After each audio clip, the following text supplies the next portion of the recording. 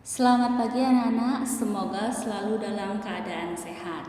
Pada pertemuan mata pelajaran biologi kelas 10 farmasi, materinya tertinggal dari teman-teman kelas lain. Tapi harus tetap semangat karena kemungkinan akhir Mei sudah mulai PAT atau penilaian akhir tahun. Jadi, Ibu memberikan pemahaman melalui video pembelajaran ini. Sama halnya kepada teman-teman yang sudah Ibu minta presentasi melalui video. Jadi, mohon didengarkan dengan baik. Pada hari ini, Ibu akan membahas materi yang keempat, yaitu materi tentang peka terhadap rangsangan. Tidak hanya laki-laki saja yang harus peka terhadap perempuannya, perempuan pun harus peka terhadap laki-lakinya. Jadi, semua makhluk hidup harus peka terhadap rangsangan, baik pada tumbuhan, hewan, ataupun manusia.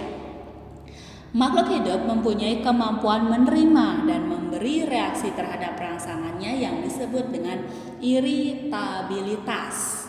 Nah, iritabilitas ini adalah kemampuan makhluk hidup untuk menanggapi rangsangan yang dapat berupa sentuhan, cahaya matahari, air, zat kimia, suhu, bau, dan gravitasi bumi.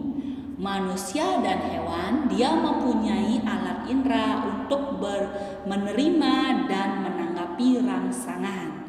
Namun pada tumbuhan dia tidak punya alat indera, tapi tetap dapat menerima dan menanggapi rangsangan. Alat indera pada hewan dan manusia seperti indera penglihatan, pendengaran, pengecap, sentuhan. Nah, itu alat indera pada manusia. Nah, kalau pada tumbuhan dia tidak punya alat indera, tapi dia bisa menerima rangsangan. Nah, setiap makhluk hidup memiliki kemampuan menanggapi rangsangan yang diterima. Namun, perilaku yang ditunjukkan berbeda-beda. Lalu, seperti apa iritabilitas pada makhluk hidup? Gerak untuk menanggapi rangsangan atau yang dikenal dengan iritabilitas dibagi menjadi dua jenis. Yang pertama, ada gerak autonom, yang kedua ada gerak esionom. Autonom itu berasal dari dalam tubuh itu sendiri. Gerak ini bisa berupa rasa lapar, haus, ingin buang air kecil, itu yang dari dalam. Kalau yang dari luar atau gerak esionom, adanya rangsangan dari faktor luar, seperti adanya cahaya, suhu, udara, air, itu karena adanya faktor dari luar. Nah, manusia dan tumbuhan atau hewan dan tumbuhan memiliki cara yang berbeda-beda. Yang pertama, Ibu bahas pada manusia. Manusia, rangsangan pada manusia dibagi menjadi dua. Rangsangan dari luar tubuh, dan rangsangan dari dalam tubuh itu sendiri. Kalau dari luar yang berhubungan dengan luar, seperti tangan tertusuk duri dan tangan refleks bergerak menjauh dari duri tersebut. Kenapa disebut dengan rangsangan dari luar? Karena ada duri. Nah, duri tersebut faktor dari luar. Kalau tidak ada duri, tidak mungkin tangan merasa sakit, tidak mungkin kita refleks menjauh dari duri tersebut, karena faktor dari luar. Lalu, debu berterbangan, mata terasa perih dan ingin memejamkan mata. Nah, karena adanya debu, mata akan terasa perih. Kalau nggak ada debu, kan tidak terasa perih. Nah, jadi mata refleks memejamkan mata ketika misalnya naik motor. Nah, ada debu yang terselip di mata, kan otomatis kita memejamkan mata dan mengucuk mata. Nah, itu adalah karena adanya rangsangan dari luar. Kita peka terhadap organ indera kita karena organ indera kita terkena rangsangan dari luar. Itu maksudnya peka dari luar tubuh. Kalau dari dalam tubuh, misalnya Nah, kebelet nih, ingin buang air kecil, ingin buang air besar. Itu karena ada rangsangan dari dalam tubuh itu sendiri. Nah, kan tidak mungkin misalnya Trisna dan Sukma. Nah, misalnya Sukma meminta Trisna untuk Trisna silahkan ke kamar mandi sekarang untuk pipis, silahkan. Padahal Trisna nggak ingin pipis, namun dipaksa oleh Sukma. Bisa? Tidak. Itu contohnya. Jadi rangsangan dari dalam hanya tubuh yang dapat mengendalikan. Seperti metabolisme tubuh, hanya tubuh yang dapat mengendalikan. Tidak bisa dipaksa oleh orang. Silakan pipis sekarang, kan tidak mungkin. Jadi tidak bisa. Lalu yang kedua, ketika merasa lapar karena tubuh membutuhkan asupan dan sudah saatnya makan. Nah, perut nih terasa keroncongan, bunyi perut manusia. Nah, ketika saat itulah kita diminta untuk makan karena peka terhadap bunyi pada perut dan peka terhadap rasa lapar.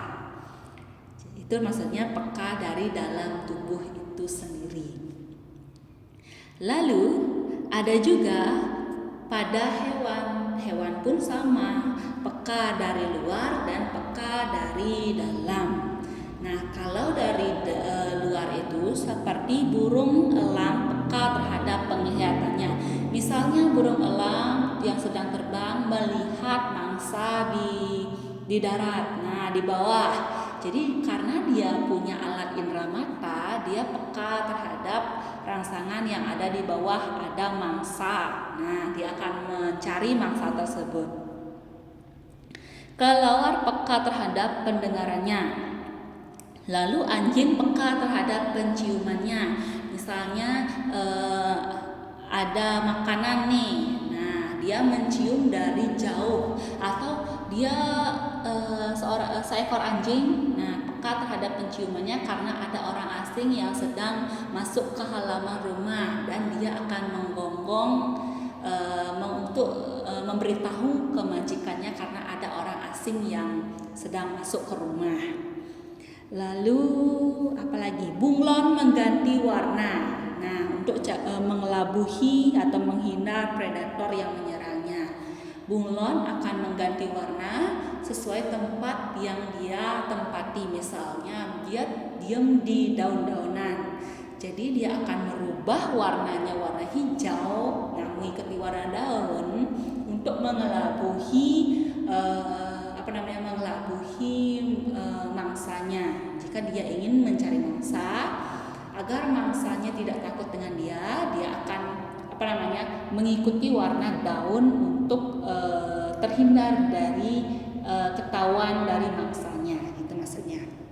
Cicak melepas ekor apabila terancam predator. Misalnya ada kucing nih mencari cicak. Nah, cicak akan melepaskan ekornya agar kucing lebih fokus kepada ekor cicak daripada ke cicaknya, sehingga cicak bisa lari. Itu karena ada rangsangan dari luar, makanya dia akan melepaskan ekornya. Kalau rangsangan dari dalam hampir sama dengan manusia. Kalau hewan terasa lapar, ingin buang air kecil, rasa haus, dia akan karena rangsangan dari tubuhnya sendiri. Itu maksudnya rasa lapar. Nah, dia udah lapar nih, itu karena rangsangan dari dalam. Namun ketika dia melihat mangsa dan ingin mencari mangsa, itu rangsangan dari luar. Itu maksudnya beda rangsangan dari dalam dan dari luar. Lalu iritabilitas pada tumbuhan. Tumbuhan tidak punya alat indera, tapi dia peka terhadap rangsangan. Nah, iritabilitas pada tumbuhan berupa adanya air. Jadi karena akar tumbuhan pasti menyerap air. Kalau di bawah tanah paling dalam ada air, dia akan mencari, akar tersebut akan mencari ke tempat dalam yang lembab untuk meresapi airnya. Resapan air dari akar menuju daun, dari akar menuju bunga, dari akar menuju batang dan buah. Nah, masuknya air tersebutlah adanya rangsangan dari dalam. Namun kalau dia peka terhadap adanya air, itu adalah rangsangan dari luar.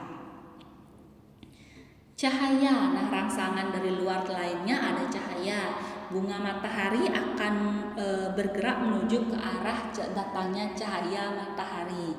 Karena ada cahaya, dia ada rangsangan dari luar berupa cahaya, dia akan mendekat menuju arah cahaya.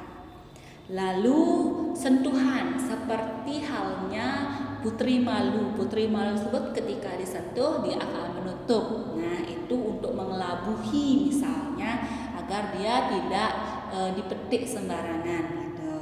Itu adalah rangsangan dari luar, ketika disentuh dia akan menutup. Nah, sekian adalah penjelasan Ibu terkait peka terhadap rangsangan. Tidak hanya manusia saja yang harus peka, hewan pasti peka, tumbuhan pasti peka. Namun caranya yang beda-beda, dari adanya rangsangan dari luar dan adanya rangsangan dari dalam. Baik, sekian penjelasan Ibu terkait peka terhadap rangsangan. Apabila ada yang ingin ditanyakan, bisa tanyakan ke Ibu atau nanti diskusi di grup, atau tanyakan langsung ke Ibu boleh. Nah, sekian pembahasan Ibu hari ini. Selamat belajar.